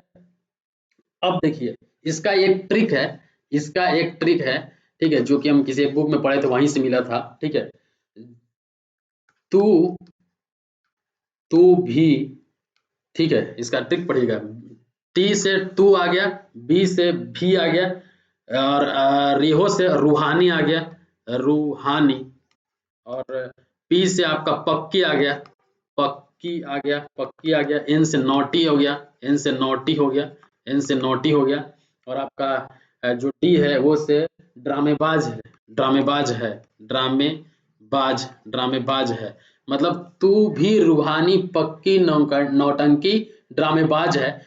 टू से आपका थाइक्सोट्रोपिक, BHI से बिंघम हो गया, रू से आपका रेहोपैक्टिक हो गया, या आपका पक्की से आपका सूडोप्लास्टिक हो गया, ठीक है। और न्यूटोनियन बीच में आपका न्यूटोनियन भी ले लेते हैं इसको, यहाँ पे न्यूटोनियन भी अगर ले लेते हैं, न्यूटोनियन बीच में है तो न्यूटोनियन नॉटी हो गया, और इसके बाद ड्रामेबाज है। तो एक सीरियल वाइज भी आपको याद आ गया, एक सीरियल वाइज भी आपका आ गया कि क्या लिखेगा, तू भी रूहानी,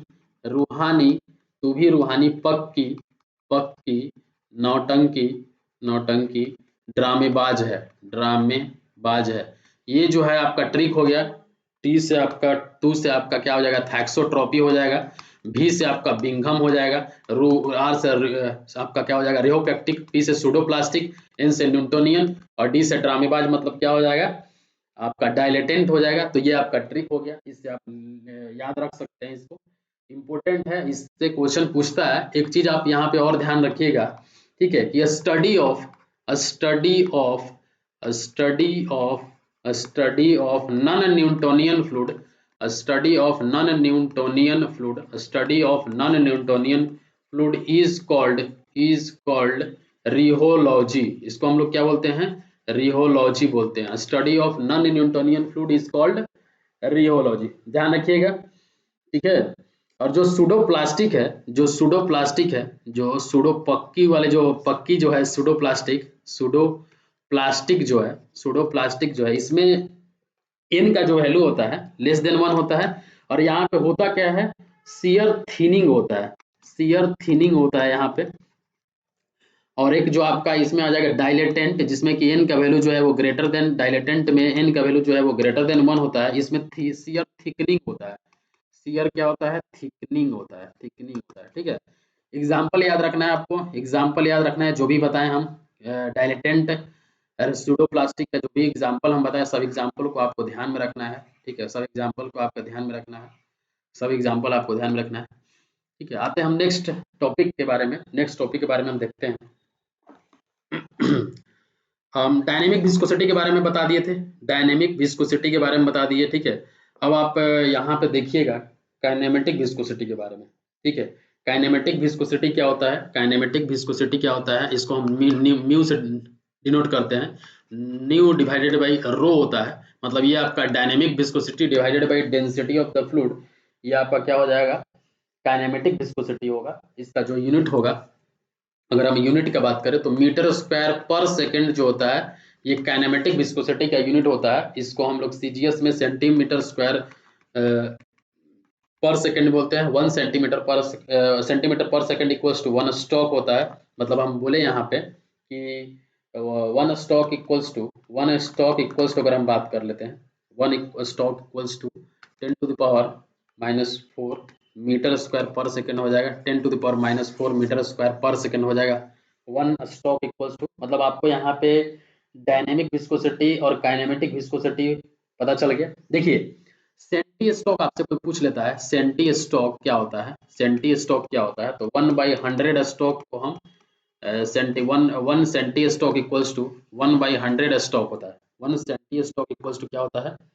1/100 स्टॉक होता है, ध्यान रखिएगा इसको, ठीक है।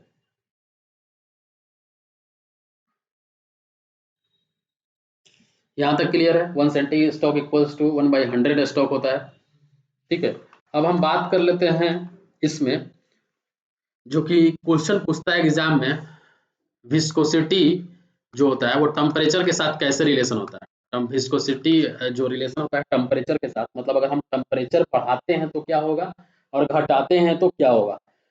तो ये चीज समझिएगा, जैसे ही हम टेम्परेचर बढ़ाते हैं, इंपॉर्टेंट है, इससे क्वेश्चन पूछता है, जैसे ही हम टेम्परेचर बढ़ाते हैं, विस्कोसिटी हम किसके केस में बात कर लेते हैं? लिक्विड के केस में बात कर लेते हैं। तो टेम्परेचर बढ़ाते हैं तो जो भी आपका फ्लूइड होगा उसमें का जो बॉन्ड बना होगा, टेम्परेचर आप कोई भी चीज़ों को गर्म करिएगा तो bond will start break, bond जो उसमें का होगा वो ब्रेक करना स्टार्ट होगा। मतलब कोहेसिव फोर्स जो इसके बीच का मॉलिक्यूल्स के बीच में जो लग रहा है कोहेसिव फोर्स, वो क्या होगा? डिक्रीज हो रहा है। जैसे ही कोहेसिव फोर्स डिक्रीज करेगा मतलब विस्कोसिटी जो है वो डिक्रीज करेगा, मतलब पानी फ्लो करना स्टार्ट करेगा। कोहेसिव जो एक दूसरे के साथ जो चिपका हुआ है, कोहेसिवनेस जो है वो कम होगा तो पानी फ्लो करना स्टार्ट होगा। पानी फ्लो करना स्टार्ट हो रहा है मतलब उसके अंदर का जो फ्रिक्शन है वो कम लग रहा है, मतलब जो विस्कोसिटी है वो कम हो रहा है, तभी जाके वो क्या हो रहा है? फ्लो करना स्टार्ट हो रहा है। तो जैसे ही टेम्परेचर बढ़ाते हैं तो लिक्विड के केस में क्या होता है? टेम्परेचर बढ़ाने पे लिक्विड के केस में जो विस्कोसिटी होता है वो डिक्रीज करता है टेम्परेचर अगर बढ़ाते हैं तो। ये जो डायनेमिक विस्कोसिटी है, म्यू जो है डायनेमिक विस्कोसिटी है, जो या न्यू है वो काइनेमेटिक विस्कोसिटी है, ये ध्यान रखिएगा। तो म्यू डिक्रीज करेगा, आपका न्यू भी क्या होगा? डिक्रीज होगा। टेम्परेचर बढ़ाएंगे लिक्विड के केसेस में तब होता है। वही हम बात कर लेते हैं गैस के केसेस में। फ्लूइड में तो लिक्विड और गैस दोनों आ जाता है, गैस के केसेस में बात कर लेते हैं। तो गैस के केसेस में कोहेसिव फोर्स 0 होता है, पहले ही बता दे रहे हैं हम। कोहेसिव फोर्स जो होता है गैस के केसेस में 0 होता है। यहाँ पे जो आपका मोलिकुल्स होता है ये क्या प्रोडोमिनेंट होता है इसमें? Due to random motion of molecules, due to random motion होता है मोलिकुल्स के बीच में, रैंडम मोशन होता है, मोशन ऑफ मोलिकुलर मोलिकुल्स के बीच में रैंडम मोशन होता है। और यहाँ पे जो आरएमएस वेलोसिटी होता है वो क्या होता है? √3RT/m होता है, √3RT/m होता है। मतलब जैसे ही हम टेम्परेचर बढ़ाते हैं, जैसे अगर हम टेम्परेचर बढ़ाते हैं तो वेलोसिटी क्या होता है, बढ़ता है, वेलोसिटी बढ़ता है। मतलब इसमें का अगर हम बात करें रैंडमनेस का, तो रैंडमनेस जो होगा वो रैंडमनेस क्या होगा, आपका इंक्रीज करेगा, और जो म्यू होगा वो क्या होगा, डिक्रीज करेगा। रैंडमनेस बढ़ेगा, रैंडमनेस बढ़ेगा तो होता क्या है, सॉरी डिक्री रैंडमनेस बढ़ेगा तो म्यू क्या होगा, इंक्रीज होगा। मतलब मॉलिक्यूल से मूव नहीं कर रहा है, एक ही जगह पे क्या हो रहा है, भंवरा की तरफ वंडर हो रहा है। ठीक है, मतलब यहाँ पे आप एक चीज याद रखिएगा कि टेम्परेचर बढ़ता है तो गैस के केसेस में जो आपका विस्कोसिटी है वो इंक्रीज करेगा। गैस के केसेस में क्या होगा, विस्कोसिटी इंक्रीज करेगा। ये चीज आप ध्यान रखिएगा, गैस के केसेस में विस्कोसिटी इंक्रीज करेगा, जबकि लिक्विड केस में उल्टा होता है, डिक्रीज करता है। अब बात कर लेते हैं प्रेशर पे क्या इफेक्ट पड़ता है। प्रेशर पे अगर हम बात कर लेते हैं क्या इफेक्ट करेगा, तो लिक्विड के केस में अगर हम बात कर लेते हैं, लिक्विड के केस में तो प्रेशर अगर बढ़ता है, प्रेशर बढ़ता है तो म्यू जो होता है रिमेन्स सेम होता है, म्यू जो होता है रिमेन्स सेम होता है, और जो यहाँ पे न्यू जो होता है ये क्या होता है, ये भी क्या होता है, रिमेन्स सेम होता है, ये भी क्या होता है, सेम होगा, ये ना बढ़ेगा ना घटेगा, प्रेशर बढ़ाइए चाहे कम करिए। गैस के केसेस में अगर हम बात कर लेते हैं, गैस के केसेस में अगर हम बात कर लेते हैं तो प्रेशर बढ़ाइएगा तो म्यू जो होगा वो क्या होगा, रिमेन्स सेम होगा, म्यू जो होगा रिमेन्स सेम होगा, जबकि जो न्यू होता है वो क्या होता है, कम होता है, न्यू जो होता है वो कम होता है। ठीक है, तो यहाँ तक क्लियर है, न्यू जो होता है वो कम होता है गैस केसेस में, कि न्यू इक्वल्स टू क्या होता है, म्यू बाई रो होता है, रो होता है। ठीक है, प्रेशर अगर बढ़ाते हैं P V equals to rho R, P equals to rho R T होता है, P equals to rho R T होता है। तो ये आप ध्यान रखिएगा, सिर्फ आप इतना ध्यान रखिएगा, इसको आप मत भूल जाइए। अभी अभी इतना याद रखिए कि गैस के केसेस में अगर प्रेशर बढ़ाते हैं तो लिक्विड और गैस केसेस में म्यू तो सेम होगा, जबकि जो न्यू है जो आपका ये जो काइनेमेटिक विस्कोसिटी है वो सिर्फ डिक्रीज करेगा। एक चीज आप याद रखिएगा कि जो म्यू ऑफ वाटर होता है, म्यू ऑफ वाटर जो होता है ये कितना होता है, 0.001, अभी हम बताए थे कि पास्कल सेकेंड होता है। ये very very very very very very greater than mu of air होता है। एयर का विस्कोसिटी कितना होगा, 0.0000001 पास्कल सेकेंड होता है, पास्कल सेकेंड होता है। मतलब म्यू ऑफ जो वाटर, ये क्वेश्चन आया हुआ एग्जाम में 50 से लेके 55 टाइम्स म्यू ऑफ एयर होता है। ठीक है, म्यू आपको पहले ही बता दिए कि म्यू क्या है, एक इंटरनल फ्रिक्शन है, विस्कोसिटी है, डायनेमिक विस्कोसिटी है, म्यू बोलते हैं इसको, इंटरनल फ्रिक्शन जो डेवलप होता है उसके अंदर उसको ही बोलते हैं। ठीक है, देख लेते हैं एक बार कि सेशन चल रहा है ठीक ठाक कि नहीं।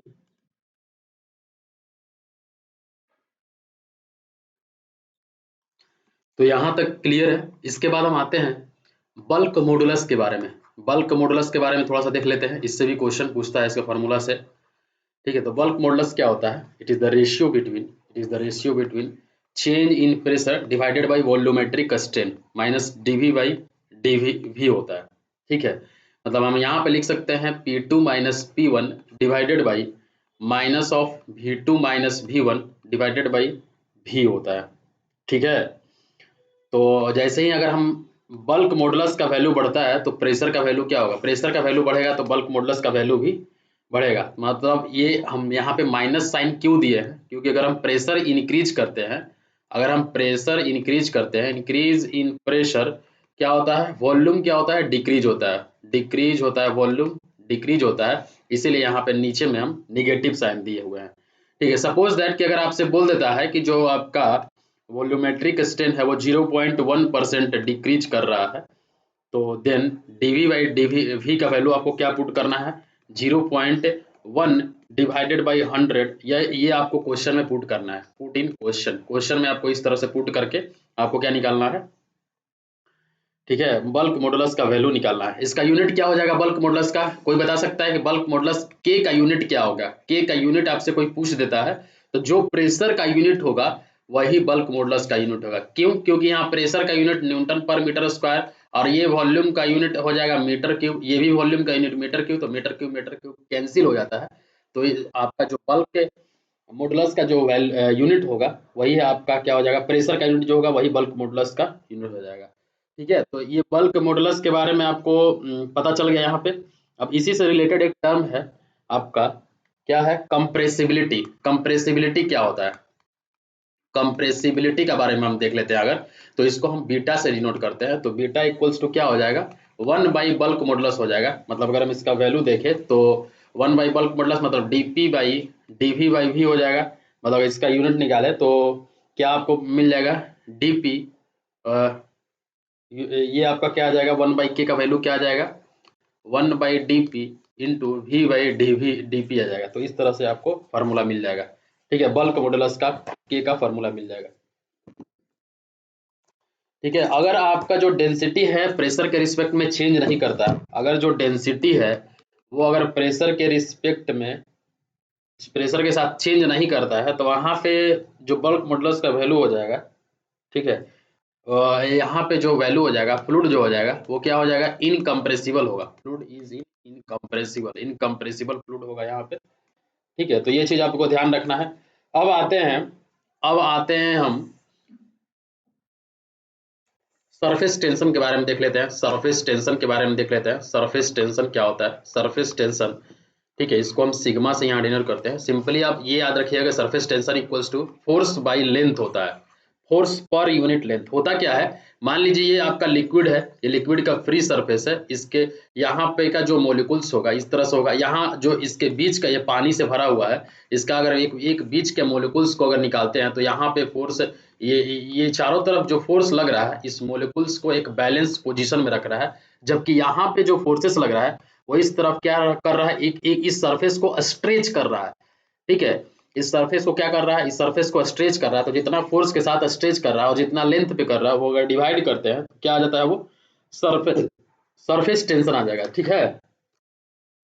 मतलब ये अगर हम इसको बोलना चाहे surface tension and surface tension को बोलना चाहे तो क्या बोलेंगे, it occurs at the liquid gas interface, it occurs at the liquid gas interface, liquid gas interface, gas interface, liquid gas interface, और एट द सरफेस ऑफ, और at the surface of, और at the surface of to immiscible liquid. देखिए हम short में बता रहे हैं, अगर यही सरफेस टेंशन पढ़ा लेंगे तो टाइम लग जाएगा, शॉर्ट में सिर्फ शॉर्ट नोट्स है कि रीजन है, तो इसलिए हम शॉर्ट में बता रहे हैं surface of to immiscible liquid, to immiscible liquids, two immiscible liquid, while a thin film is while a thin film is while a thin film is while a thin film is apparently formed apparently apparently formed due to attraction of liquid,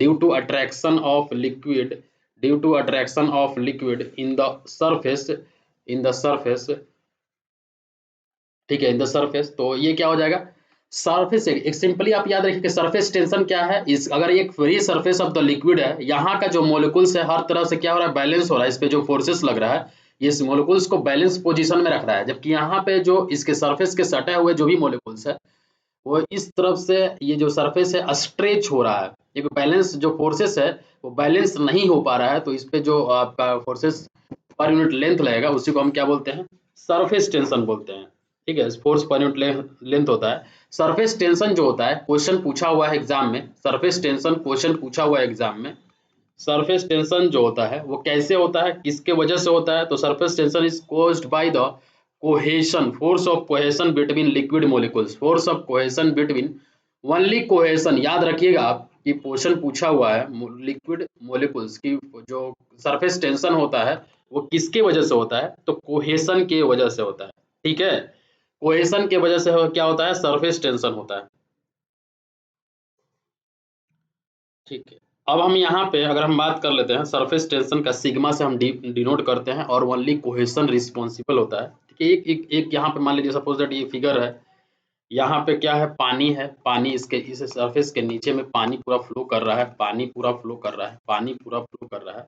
अगर हम यहाँ के molecules को लेते हैं तो यहाँ पे जो फोर्सेस है वो सभी तरह से क्या हो रहा है, बैलेंस हो रहा है, यहाँ का जो फोर्सेस है वो सभी तरह से बैलेंस हो रहा है, जबकि अगर हम इस सरफेस के मोलिकुल्स को लेते हैं, यहाँ पे लेते हैं, तो यहाँ पे जो सरफेस पे फोर्सेस लग रहा है वो इस तरह से लग रहा है, इस तरह से लग रहा है, इस तरह से लग रहा है, यहाँ पे पूरी तरह से बैलेंस नहीं हो रहा है। मतलब यहाँ पे अगर एक यहाँ ऊपर का देखा जाए तो यहाँ पे टेंशन लग रहा है इस सरफेस पे इधर, और इधर भी क्या लग रहा है, टेंशन लग रहा है, नीचे में क्या लग रहा है, नेट कोहेसिव फोर्स लग रहा है, नेट कोहेसिव फोर्स लग रहा है सरफेस के ऊपर में, ठीक है। और ये आपका लिक्विड इंटरफेस है, लिक्विड सरफेस है, ये लिक्विड सरफेस है, ठीक है। तो सरफेस टेंशन क्या हो गया, sigma work done divided by change in area to the work done, इसको हम इस तरह से लिख सकते हैं, लेकिन आप वो मत याद रखिए, आप यही याद रखिए कि surface tension equals to force by length होता है। अब बात कर लेते हैं, अगर हम वाटर और एयर का जो इंटरफेस होता है, यहाँ पे क्या है, ये पानी है यहाँ पे, और यहाँ पे क्या है, ये एयर है, पानी है, ये हवा है, ये दोनों के बीच का जो इंटरफेस होता है,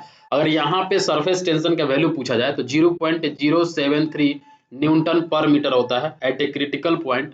ठीक है, ये जो वैल्यू होता है वो आपका वाटर और एयर के रिस्पेक्ट में 0.073 न्यूटन पर मीटर होता है। अगर वही हम क्रिटिकल पॉइंट पे पूछे, एट क्रिटिकल पॉइंट, ये जो सरफेस टेंशन का वैल्यू होता है वो 0 होता है। क्रिटिकल पॉइंट पे सरफेस टेंशन का वैल्यू क्या होगा, 0 होगा। ठीक है, अब ये आप याद रखिए कि जो प्रेशर होता है लिक्विड ड्रॉप के केस में, लिक्विड ड्रॉप के केस में, लिक्विड ड्रॉप का अगर हम बात करें तो जो प्रेशर होता है वो क्या होता है, 4 सिग्मा बाई डी होता है लिक्विड ड्रॉप के केस में। वहीं पे अगर हम सोप बबल के केसेस में देख लेते हैं, सोप बबल के केसेस में डेरिवेशन वगैरह ये सब चीज हम नहीं डिस्कस कर रहे हैं यहाँ पे। ठीक है, सिर्फ ये आप सिंपली याद रखिएगा, P equals to 8 sigma by D होता है। जो प्रेशर होता है इनसाइड प्रेशर वो क्या होता है, 8 into surface tension divided by diameter of that soap bubble. ठीक है, अगर हम जेट क्या बात करें, प्रेशर इनसाइड जेट, जेट का बात करें, pressure inside jet. Liquid drop समझ में आ रहा है आपको, पानी के अंदर में जो बुलबुला बनता है उसी को लिक्विड ड्रॉप। जब आप साबुन वगैरह सर्फ वगैरह यूज करते हैं तो उसमें जो बबल बनता है सोप बबल। और जेट, अब अगर पाइप से पानी फ्लो कर रहा है, पाइप से पानी फ्लो कर रहा है तो यहाँ पे जो इसके नोजल के पास में जो लिक्विड का इंटरफेस बनेगा उसी को हम जेट बोलेंगे। तो इस केसेस में जो प्रेशर होता है वो कितना होता है, 2 सिग्मा बाई डी होता है। ये तीनों आप याद रखिएगा, ये क्वेश्चन पूछता है इससे कि लिक्विड ड्रॉप के केस में 4 sigma by D, soap bubble के केस में 8 सिग्मा बाई डी, और जेट के केसेस में क्या होता है, 2 सिग्मा बाई डी होता है। ये चीजें आपको याद रखनी है। ठीक है, ठीक है, यहाँ तक क्लियर है, यहाँ तक क्लियर है। लिक्विड जेट, प्रेशर जेट, और आपका सोप बबल, लिक्विड बबल और जेट, ये समझ में आ गया। एक फिगर भी आप बना सकते हैं यहाँ पे, इस तरह का जेट में फॉर्मेशन होता है, इस तरह का। ठीक है, यहाँ पे ये डायमीटर है डी, ये डायमीटर है डी, और इसके इंटरफेस पे सिग्मा लग रहा है ऊपर की तरफ, इसके इंटरफेस पे सिग्मा लग रहा है ऊपर की तरफ। ये आपका हो गया जेट के। पी क्या है, पी आपका गॉज प्रेशर है, पी क्या है आपका गॉज प्रेशर है, गॉज प्रेशर है। अगर हम बात कर लेते हैं वहीं प्रेशर आपका सोप बबल के केसेस में, सोप बबल के केसेस में देखते हैं तो 2 इंटरफेस बनता है यहाँ पे जो है सोप बबल के केसेस में, यहाँ पे 2 इंटरफेस बनता है, 2 इंटरफेस बनता है। एक यहाँ पे सिग्मा एक इंटरफेस पे लगता है और एक सिग्मा यहाँ पे लगता है। ठीक है, 2 सिग्मा बनता है, इसलिए यहाँ पे 8 सिग्मा बाई डी होता है। और आपका लिक्विड के केसेस में देखा जाए, लिक्विड के केस में तो एक सिर्फ बनेगा जहाँ पे सिग्मा लगेगा इसके सरफेस पे ऊपर में, और ये पूरा जो डायमीटर है वो डी है। ठीक है, यहाँ तक क्लियर है। आपको ये भी पता चल गया कि जो सरफेस टेंशन होता है वो कोहेशन की वजह से होता है। ये ऑब्जेक्टिव में क्वेश्चन पूछा हुआ है। अगर हम टेम्परेचर बढ़ाते हैं, टेम्परेचर अगर हम बढ़ाते हैं तो सरफेस टेंशन पे क्या इफेक्ट पड़ेगा, टेम्परेचर अगर हम बढ़ाते हैं तो सरफेस टेंशन पे क्या इफेक्ट पड़ेगा, सरफेस टेंशन का वैल्यू जो होगा डिक्रीज होगा। क्यों डिक्रीज होगा, जैसे ही हम टेम्परेचर बढ़ाते हैं तो जो लिक्विड मोलिकुल्स है वो टूटना स्टार्ट हो जाता है, और उसमें का जो कोहेशन है वो क्या हो जाएगा, डिक्रीज होगा। जैसे ही कोहेशन डिक्रीज होगा तो सरफेस टेंशन का वैल्यू भी डिक्रीज होगा, क्योंकि सरफेस टेंशन कोहेशन की वजह से हो रहा है। अगर आप टेम्परेचर बढ़ाएं तो कोहेशन का वैल्यू क्या होगा, घटेगा। जो उसमें मोलिकुल्स के बीच में जो फोर्स ऑफ अट्रैक्शन लग रहा है वो घट जा रहा है। क्यों घट जा रहा है, क्योंकि मोलिकुल्स टूट रहा है, तो उसके वजह से आपका सरफेस टेंशन भी कम होगा। तो ये आप याद रखिएगा, क्वेश्चन पूछता है ऑब्जेक्टिव में बराबर। ठीक है, सरफेस टेम्परेचर बढ़ाएगा तो सरफेस टेंशन क्या होता है, डिक्रीज होता है। ठीक है, और सरफेस टेंशन को हम किससे मेजर कर सकते हैं, टेंसियोमीटर से हम मेजर कर सकते हैं, टेंसियोमीटर से, या फिर स्टेगलोमीटर से भी मेजर करते हैं, स्टेगलोमीटर से भी मेजर करते हैं। ठीक है, ये जो दोनों है ये एक्सपेरिमेंटल इंस्ट्रूमेंट है, एक तरह से बोल सकते हैं एक्सपेरिमेंटल इंस्ट्रूमेंट है, एक्सपेरिमेंटल इंस्ट्रूमेंट है, ये एक्सपेरिमेंटल इंस्ट्रूमेंट है। ठीक है, to measure surface tension, to measure surface tension, to measure surface tension. बढ़िया लग रहा है तो एक बार लाइक कर दीजिए, बढ़िया अगर आपको सेशन लग रहा है तो एक बार से लाइक कर दीजिए आप लोग। ठीक है, तो आपको ये तीनों चीजों के बारे में पता चल गया। अब आते हैं हम कैपिलरी कैपिलरी का क्या इफेक्ट होता है, कैपिलरी का क्या इफेक्ट होता है, कैपिलरी इफेक्ट होता है। देखिए, जो भी आप ट्यूब डालेंगे, मान लीजिए ये आपका एक कंटेनर है, इसमें एक स्मॉल ट्यूब इंसर्ट करिएगा, इसमें एक स्मॉल ट्यूब इंसर्ट करते हैं इस पानी के अंदर में, तो क्या होता है इस ट्यूब में या तो राइज होगा या फिर फॉल होगा, या तो राइज होगा या फिर फॉल होगा, ठीक है। और ये जो ट्यूब का डायमेंशन होगा वो लेस देन 6 mm होगा। जब हम इंसर्ट करते हैं तो राइज होगा या फिर फॉल होगा। तो इसी को हम क्या बोलते हैं, कैपिलरी, कैपिलरी राइज और कैपिलरी डिप्रेशन, और कैपिलरी डिप्रेशन। इसको हम क्या बोलेंगे, कैपिलरी राइज और कैपिलरी डिप्रेशन बोलेंगे, ठीक है।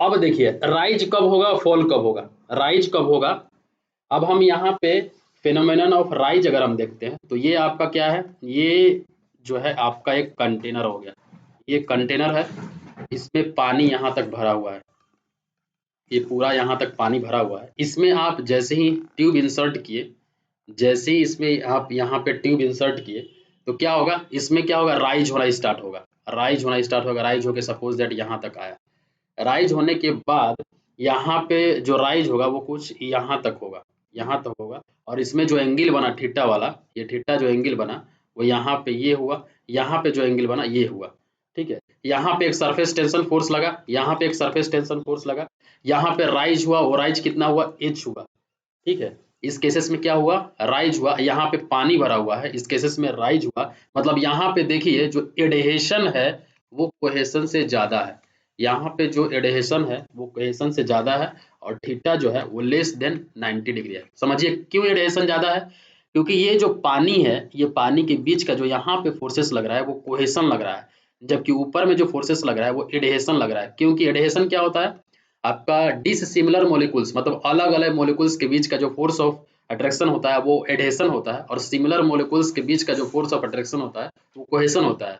तो ऊपर में ये कंटेनर है, सपोज दैट अगर ये ग्लास है, ये वाटर है, तो ग्लास और वाटर के बीच में क्या लगा, एडहेशन लगा, और यहाँ पे लिक्विड है सिर्फ, तो लिक्विड और लिक्विड के बीच में कोहेशन लगा।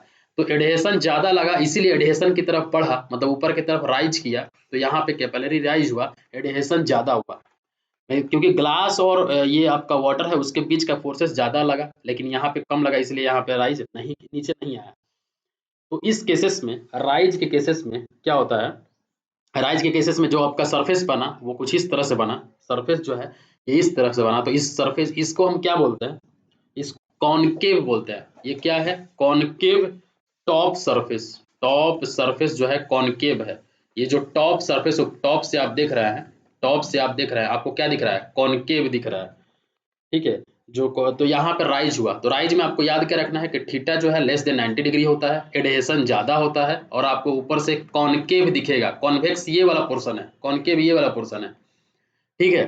तो यहाँ पे जो हाइट होगा, ये हाइट जो एच होगा वो इसका फार्मूला क्या हो जाएगा, 4 sigma cos theta divided by rho G into D, ये फार्मूला होता है कैपिलरी हाइट का। यहाँ पे सिग्मा सरफेस टेंशन है, रो डेंसिटी है, और जो जी जो है इसका जो वैल्यू होगा 9.81 मीटर पर सेकंड स्क्वायर, डी है आपका डायमीटर हो जाएगा, ठीक है। अब हम बात कर लेते हैं इसमें फॉल के केसेस में क्या होगा। फॉल के केसेस में क्या होगा, ये आपका क्या होगा, कंटेनर हुआ, ये कंटेनर हुआ, यहाँ पे क्या भरा हुआ है, मरकरी भरा हुआ है। उससे सबसे पहले वाला कंटेनर में क्या भरा हुआ था, पानी भरा हुआ था, यहाँ पे पानी भरा हुआ था, लेकिन इस केसेस में क्या है, मरकरी भरा हुआ है, इस केसेस में मरकरी भरा हुआ है। तो इसमें जैसे ही आप लिक्विड, इसमें क्या है, कैपिलरी ट्यूब डालते हैं, जैसे ही आप कैपिलरी ट्यूब डालिएगा इसमें तो क्या होगा, डिप्रेशन होगा, जो राइज करना चाहिए वो राइज नहीं होगा, ये फिर क्या हो जाएगा, यहाँ पे और आ जाएगा कि ठीक है, जो आपका पहले यहाँ तक लिक्विड है ऐसे तो आप डालें, लेकिन जैसे ही आप मरकरी वाला में डालते हैं तो जो ये वाला पोर्शन जो है, ये वाला जो पोर्शन है ये आपका फिल हो जाएगा, मतलब यहाँ पे डिप्रेशन हो जाएगा, और ये जो थीटा है ये वाला एंगल थीटा होगा। तो आप यहाँ पे देखिए जो थीटा का वैल्यू है वो ग्रेटर देन 90 डिग्री होगा। इस केसेस में क्या हो रहा है, फॉल हो रहा है। इसमें हो क्या रहा है, इसमें जो कोहेशन है वो ज्यादा होगा एडहेशन से। मतलब आप ये देखिए जो मरकरी के बीच में, जो यहाँ पे तो मरकरी भरा हुआ है, तो मरकरी और मरकरी के बीच का जो फोर्स हुआ वो फोर्स ऑफ कोहेशन हुआ, वो ज्यादा हुआ।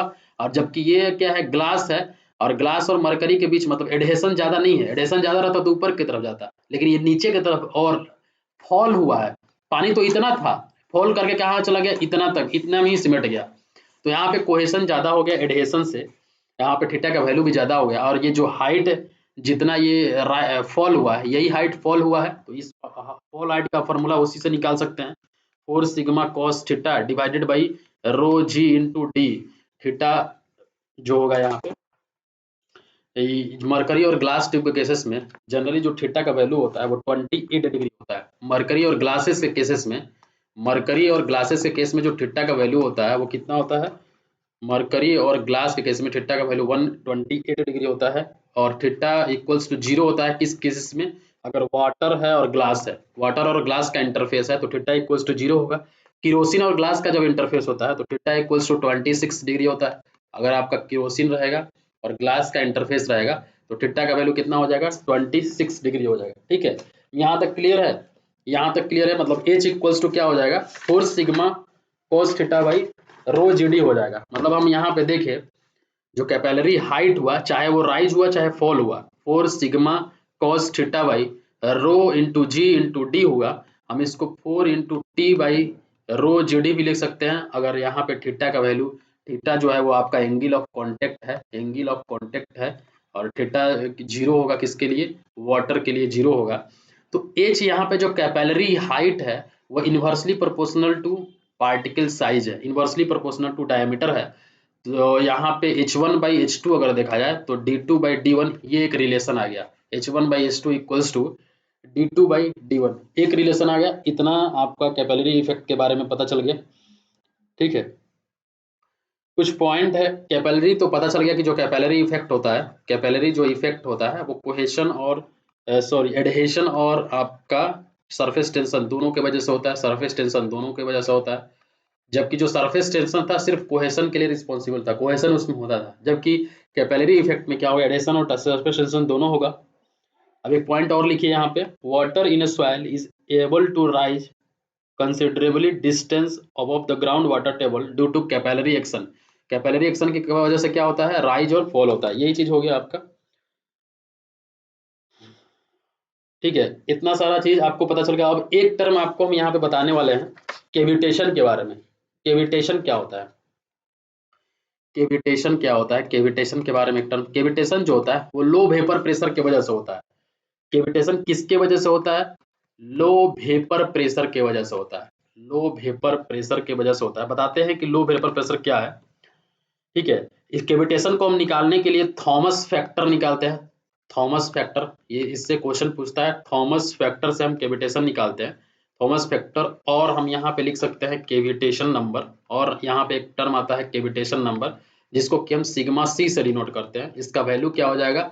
Net positive suction head, net positive suction head, net positive suction head divided by working head. Divided by क्या होता है? वर्किंग हेड हो जाता है। ठीक है, मतलब NPSH divided by working head H हो जाएगा। सेफ रेंज क्या होगा? जो सिग्मा सी, इसको थॉमस फैक्टर जो होता है वो सिग्मा सी से होता है। केविटेशन ना हो, केविटेशन रुका रहे, नहीं हो रहा है केविटेशन, ये कैसे जानेंगे? अगर 0.1 से सिग्मा सी का वैल्यू ज्यादा हो और 0.3 से कम हो, ये आपका सेफ रेंज है केविटेशन का, इसमें केविटेशन नहीं होगा। ठीक है, अब आप यहाँ पे समझिए कि वेपर प्रेशर क्या होता है। जबकि हम बोले कि केविटेशन जो होता है वो लो वेपर प्रेशर के वजह से होता है। ठीक है, केविटेशन जनरली पाइप में आप देखिएगा बेंड जहाँ पे रहता है वहां पे एक व्हाइट पैचेस टाइप का बन जाता है, उसी को हम केविटेशन बोलते हैं। ठीक है, तो वेपर प्रेशर क्या होता है? वेपर प्रेशर क्या होता है? वेपर प्रेशर क्या होता है? देखिए, कोई भी फ्री सरफेस का अगर लिक्विड है, सपोज यहाँ पे अगर पानी है, पानी है, पानी है, ठीक है, तो ये आपका फ्री सरफेस है, ये आपका फ्री सरफेस है।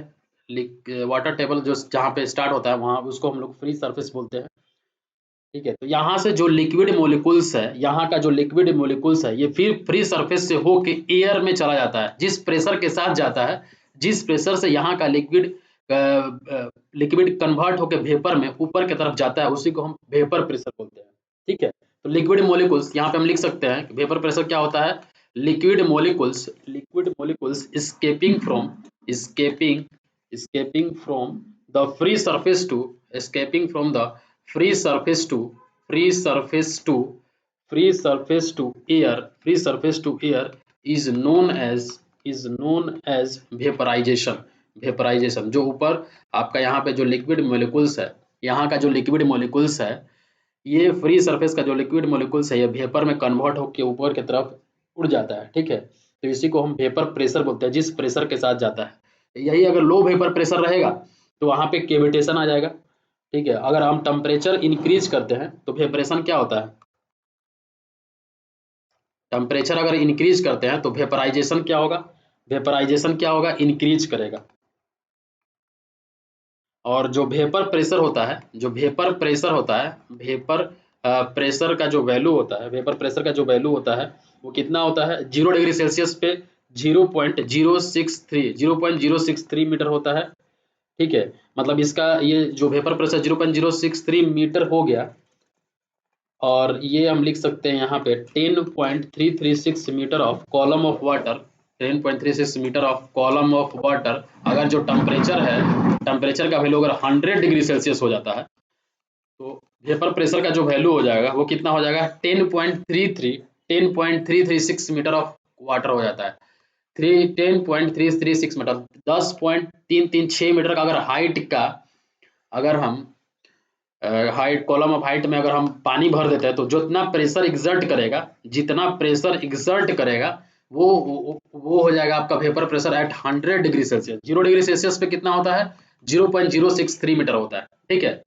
देखिए प्रेशर आपको पता है कि एरिया पर डिपेंड नहीं करता है, रो जी एच सिर्फ हाइट के ऊपर में डिपेंड करता है। तो लिक्विड का हाइट भले ही एरिया कितना भी ले, लेकिन जो हाइट है वो हम 10.336 मीटर रखेंगे, तो वहां पे इसका जो वेपर प्रेशर का वैल्यू होगा 100 डिग्री सेल्सियस पे 10.336 मीटर होता है। एटमॉस्फेरिक प्रेशर कितना होता है, 10.3 मीटर होता है एटमॉस्फेरिक प्रेशर, याद रखिएगा।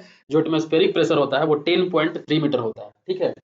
मतलब यहाँ तक क्लियर है, यहाँ तक सभी चीजें क्लियर हो गया। देखिए ये क्लियर है, यहाँ तक सभी चीजें यहाँ तक क्लियर है, सब कुछ है। ये पहला जो चैप्टर है लगभग लगभग हम पढ़ा दिए। जो आपका पहला चैप्टर जो इंट्रोडक्शन प्रॉपर्टीज ऑफ फ्लूइड का था, ये हम लगभग लगभग खत्म कर दिए, ठीक है। नेक्स्ट वीडियो में हम दूसरा चैप्टर से स्टार्ट करेंगे। कौन सा चैप्टर होगा दूसरा, फ्लूइड स्टैटिक्स होगा, ठीक है। पूरा वीडियो देखिए, क्वेश्चन आपसे एक भी नहीं छूटेगा अगर ये पूरा चीज देखते हैं। लगभग लगभग हम पहला जो चैप्टर, पहला प्रॉपर्टीज ऑफ फ्लूइड था, वो हम पूरा बता दिए, एक भी चीज छूटा नहीं है, एक भी चीज छूटा नहीं है। वीडियो अगर आपको अच्छा लगता है, अगर लग रहा है कि नहीं हम मेहनत किए हैं और आप भी मेहनत कर रहे हैं, तो एक बार जरूर से जरूर लाइक करिए, ठीक है।